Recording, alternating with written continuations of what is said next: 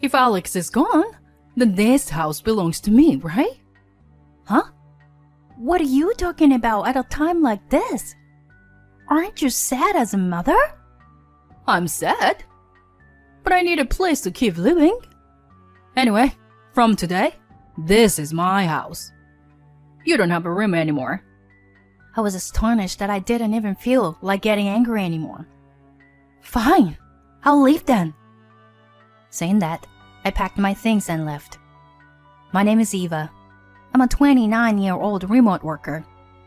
I've been married to Alex for 3 years. We still don't have children, but we continue to live happily like newlyweds. Since I work from home, I used to take care of most things. My husband always enjoys the meals I cook, so it's a blessing. But when I'm busy with my remote work and deadlines, he helps with the housework and supports me. That's how we had a very happy life. By the way, we have a good relationship with Alex's younger brother, John, and his wife. And we often went out for meals together as a group of 4. John and his wife were newlyweds, so they were always in a friendly mood. Well, the same goes for my older brothers, although they sometimes tease us. We have a lot of common topics and enjoy chatting and having fun together because we are around the same age. However, there's one problem that bothers all of us. That is my mother-in-law. My mother-in-law is incredibly selfish and arrogant, causing trouble for everyone. As for John and his wife, I felt sorry for them because they had suffered a lot. One day, it was John's birthday, and it seems that my mother-in-law took John and his wife to a sushi restaurant, promising to treat them to high-quality sushi. My mother-in-law went ahead and ordered whatever she wanted at the restaurant, telling John and his wife, "Go ahead, order whatever you like." They took her words seriously and ended up placing quite a few orders. However, when it came the time to pay the bill, my mother-in-law exclaimed, "Oops, I forgot my wallet." And it seemed that in the end, John and his wife had to pay a substantial amount of money from their own finances. John, who wasn't satisfied with being forced to pay despite it being called a gift, apparently approached my mother-in-law later to remind her about it. However, she simply remarked, "It's nice that we got to go to such an upscale restaurant," and didn't contribute any money at all. By the way, there was a similar incident that almost happened to us on my husband's birthday. At the time, we had already heard about it from John and his wife, so we decided to invite my father-in-law to join us. Instead of going to an upscale sushi restaurant, we opted for a regular sushi place and enjoyed a more modest and down-to-earth dining experience. I remember how my mother-in-law, with a dissatisfied expression on her face, reluctantly ate the sushi, and she couldn't indulge herself since my father-in-law was present. Well, when it comes to birthdays, it's only natural for my father-in-law to offer to cover the expenses. In a way, it's a matter of pride for him. But for my mother-in-law, it's an additional expense from their joint income. At that time, we're spared from paying, but since then, my mother-in-law has become excessively critical towards me. Moreover, she knows that I work from home, so she has visited me several times without prior notice. At first, I tried to handle the situation, but eventually, I realized that it was becoming unbearable, so I started pretending not to be home. Fortunately, the place where my husband and I live is an apartment with a video intercom system, so we can see the person's face. If my mother-in-law comes, I can simply ignore her. Once my mother-in-law realized that I was intentionally ignoring only her, she began covering the intercom camera with her hand, creating a black screen, and pretending to be someone else saying, "It's a post office," in an attempt to enter our place. However, it's not common for people to cover the screen, so I was convinced that it was my mother-in-law and continued to ignore her. After that, it seems like she gave up, and she rarely visited our home. Well, that's how my mother-in-law has been behaving arrogantly and causing trouble for us. And recently, I heard that my in-laws are facing the risk of divorce. So, whenever we gather, that topic inevitably comes up at least once. I don't understand why they won't tell us, why they were on the verge of divorce. Well, I think it's more like Dad got fed up with Mom. It seems that both Alex and John have witnessed their mother's negative character traits, or rather, her selfishness, since they were children. That's why they had a strong belief that she would definitely engaging in bullying me and John's wife. So, they made a conscious effort to avoid visiting their parents' home unless it was absolutely necessary in order to prevent any harm coming to themselves or us. However, with her impending divorce and the fact that she'll be left alone, there would be no one to put a stop to her unruly behavior. I had a feeling that she might try to visit our home multiple times like before, or even go to John's place. And as I suspected, my uneasy premonition turned out to be true. It seems that my mother-in-law immediately sought refuge with John and his wife after the divorce was announced. She repeatedly kneeled down and pleaded, saying, "I've changed my ways, so please let me stay here until I find a new place." Both John and his wife were generally calm and good-natured people, so my mother-in-law's desperate plea seemed to rattle their hearts a bit. They ended up allowing her to stay temporarily as long as she found a new place soon. However, as expected, this turned out to be a huge mistake.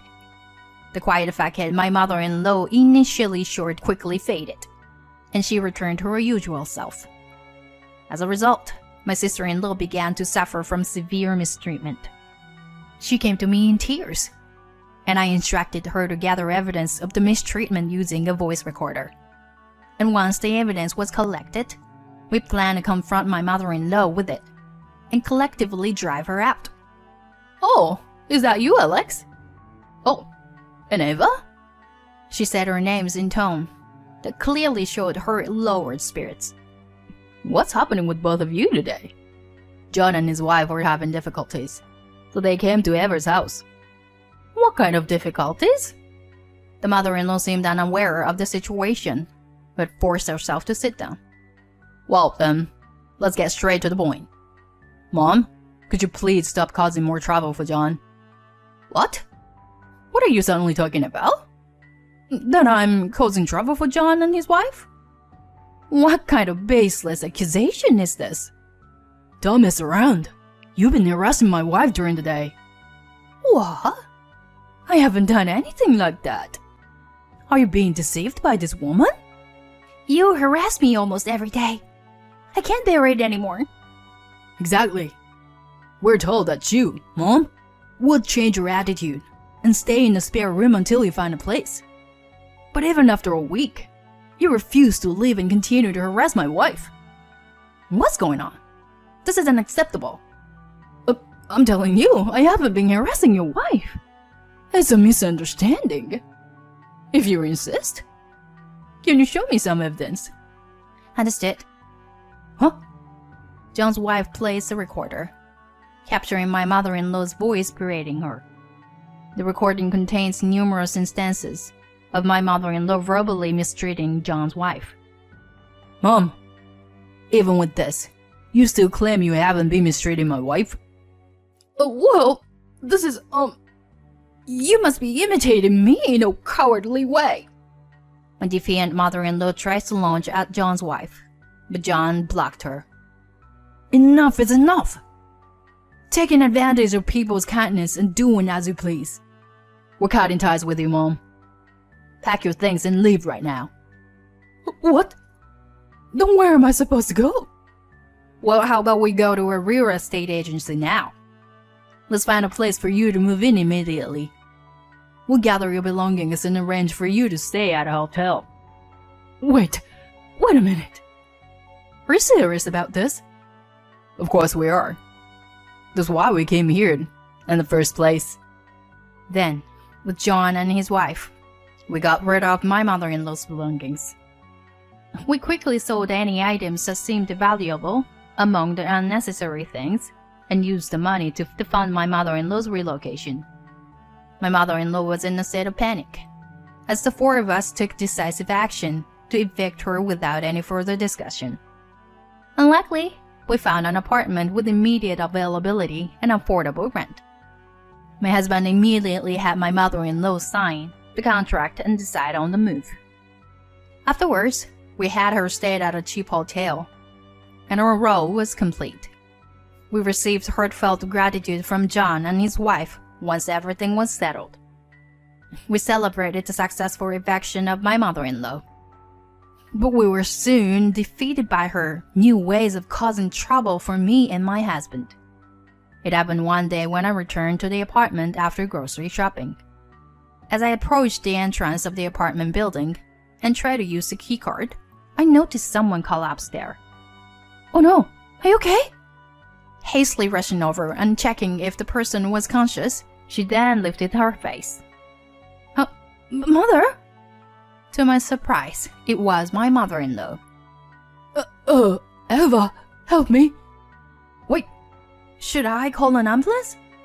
Water. Water? It seemed that my mother-in-law hadn't eaten or drunk anything for quite some time. This area was the entrance of the apartment building, and during the day, many residents were coming and going. Some people looked worried and others frowned, mistaking her for a drunk. Unable to leave her there, I offered her my help and brought her inside the house.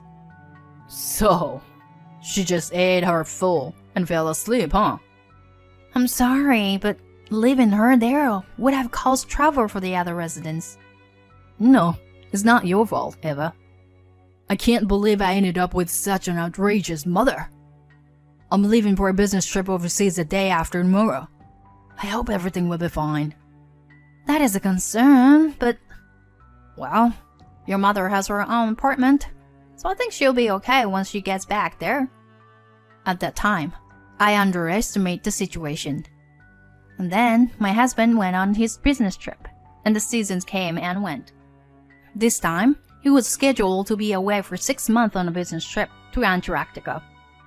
It was a bit lonely, but it was his job, so there was nothing I could do. Well, I'm off. Yeah, take care of yourself. Oh, take care.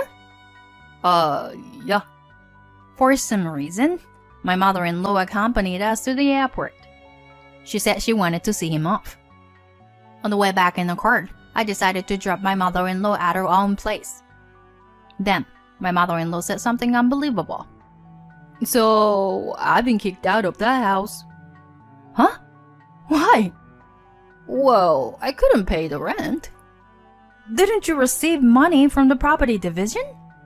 Well, I wanted to use that for installment payments for the alimony. Huh? It turned out that my mother-in-law got divorced from my father-in-law due to her affair. Eva, please, I have nowhere to go. Well, if that's the case, why don't you go to your affair partner's place? It's impossible. He said he wouldn't break up because his wife didn't want a divorce. So, it was an affair between married individuals. Please, Eva. If I stay like this, I might starve to death. Just like the day before yesterday. I promise I won't cause any trouble. I understand. I reluctantly decided to let her stay at her house. I didn't want to cause trouble like last time, making a scene in front of the apartment and disturbing other people. After that, my mother-in-law, while being a nuisance, at least behaved quietly as longer. It seemed that the stern warning my husband gave her via video call from his overseas assignment had an effect. Since my husband declared that he would kick her out if anything happened, my mother-in-law seemed to have realized that if she caused trouble again, she would end up homeless.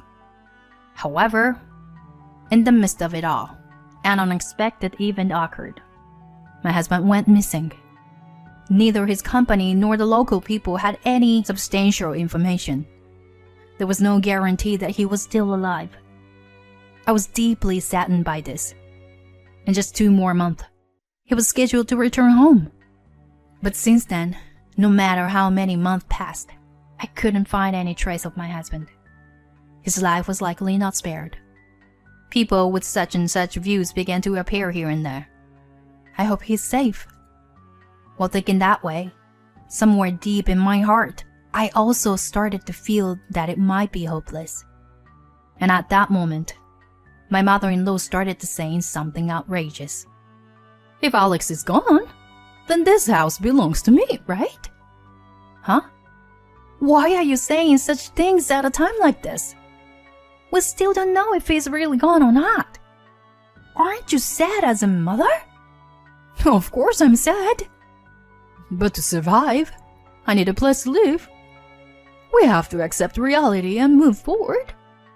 Anyway, from today on, this is my house. You don't have a room here anymore. I was shocked and didn't even feel like getting angry anymore. Fine, then I'll leave. Saying that, I packed my things and left. Afterwards, my sympathetic brother-in-law and his wife heard about the situation and invited me to stay at their place for a while. Then I looked for a room to stay in and found a nice place to stay and got ready to move there. Then my mother-in-law stormed into John and his wife's house. Eva, you're here, right? My brother-in-law and his wife tried to send her away, but I said, I'll handle this, and went to the entrance. Please, don't cause any more trouble in the neighborhood. Wait, Eva? I was kicked out of the house. What's going on? Oh, come to think of it, it's been a month already. When I left the house, I sold it, and the eviction order was issued to your place. Huh? But the house belongs to Alex, right? The house is under my name. I was the one who contracted it while working from home, instead of going on frequent business trips. What should I do if I'm kicked out of the house? I don't know. Find a job and rent a room for yourself. At that moment, my brother-in-law and his wife also arrived. If you ever come to our house again, I won't hesitate to report you. No way. My mother-in-law ran away from the scene crying. Well, finally she's disappeared from our sight, I thought to myself. Afterward, I moved into a room for living alone. The room was comfortable, but I guess it's too big for one person. There's no partner who could appreciate and enjoy the meals I cook, I thought. Will I never see that face again? Let's eat. The words I spoke alone vanished into thin air without reaching anyone else's ear. Suddenly, the intercom rang. On a screen, it was either covered or completely black. Could it be my mother-in-law? How did she find out where I am? She's really persistent. What is it now, Mom? If you don't stop, I'll call the police. But the voice that came from the screen was not my mother-in-law. Oh, calling the police would be a problem. I'm currently in the country illegally, you know. Huh? I recognized that voice. And then, the hand that was covering the screen moved away, revealing a clear view of the face. Alex! I'm home. When I unlocked the door and opened the entrance, unmistakably, my husband was there. Alex, you're alive. I'm so relieved. Tears kept flowing from my eyes. I'm sorry for being late. I was really worried. I even started to think you might have passed away. I ended up considering such things. My husband hugged me and apologized, saying I'm really sorry. He explained that the ship he was on exploded, and all his belongings, including his passport and smartphone, were lost. After that, he went through a life or death struggle while being stranded, he said. But fortunately, he met kind people who let him into their home and managed to survive, he added. He had been sending letters, but apparently, my mother-in-law had been unknowingly stowing them away. They never reached my eyes. And now, after trying various means, it seems that he will be able to return to America. I was surprised when I got home and found someone else living there.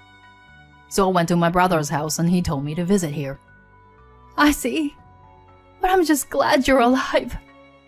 Afterwards, my husband changed jobs to one that doesn't involve overseas business trips. It was a decision made with the intention of never experiencing something like that again. Going through that incident made our relationship as a couple even stronger than before. And finally, we were blessed with a child. Both my husband and I were overjoyed.